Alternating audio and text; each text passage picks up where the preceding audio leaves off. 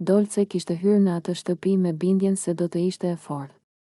Jo e ftohtë, jo e distancuar, por e vetëdijshme për çdo hap. Ajo e dinte që çdo derë e mbyllur kishte sy, çdo heshtje kishte jehon dhe çdo afrim interpretohej. Megjithatë, kishte gjëra që nuk planifikohen dot, ditët kalonin me një ritëm të çuditshëm. Ngadalë, por me peshë.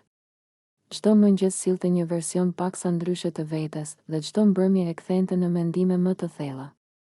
Dolce filloi ta ndjente veten të ndarë mes asaj që ishte dhe asaj që pritej të ishte. Limi nuk u shfaq si dikush që kërkonte vëmendje.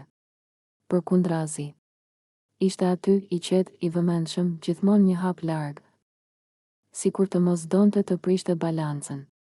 Pikërisht kjo e bëri të dukshëm për të. Jo fjalët, por mënyra si dëgjonte. Jo veprimet e mëdha, por prania, fillimisht ishte thjesht bisedë. Fragmente jete, mendime të përgjysmuara, net ku flitej për gjëra që nuk kishin lidhje direkte me ndjenjat, por që i afronin pa e kuptuar. Dolce e ndjeu gradualisht se po hapej, jo sepse duhej, por sepse donte. Një mbrëmje, pasi zhurma e ditës ishte shuar, ajo mbeti vetëm në sallon. Dritat ishin të zbehta, kamerat të heshtura, ose të paktën kështu dukej. Limi u ul pak më larg. Nuk foli. Nuk kishte nevojë. Heshtja ishte e mjaftueshme. Dolce e kuptoi se kishte momente që nuk kanë nevojë për emër. Momente që nuk kërkojnë sqarim. Vetëm praninë e dikujt që nuk të shtyn, nuk të kërkon, por të lejon të jesh. Afërsia mes tyre u ndërtua si një rrugë e ngushtë, hap pas hapi, pa nxitim. Një shikim që zgjaste pak më shumë. Një buzëqeshje që nuk kërkonte përgjigje. Një ndjenjë që nuk bërtiste, por që qëndronte. Dolce shpesh mendonte për mënyrën si publiku e sheh gjithçka bardhë e zi, ndërsa jeta është gjithmonë në nuanca. Ajo nuk donte të ishte as heroin, as viktim.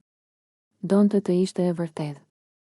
Dhe kjo ishte më e vështira. Me kalimin e ditëve, tensioni nuk u rrit me dramë, por me ndjesi.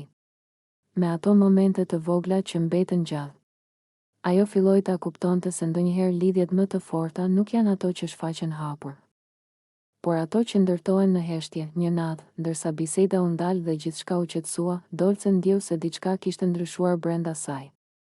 Jo sepse kishte ndodhur diçka e madhe, por sepse ajo nuk po i ikte mendjesisë.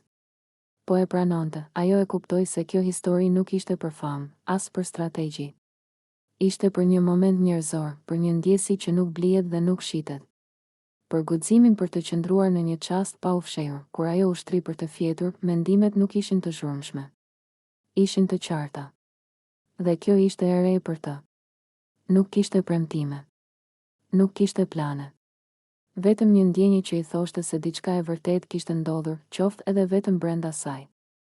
Disa histori nuk kanë kulm dramatik, ato nuk mbyllen me zhurmë, ato thjesht lënë një shenjë të heshtur, dhe kjo është mjaft.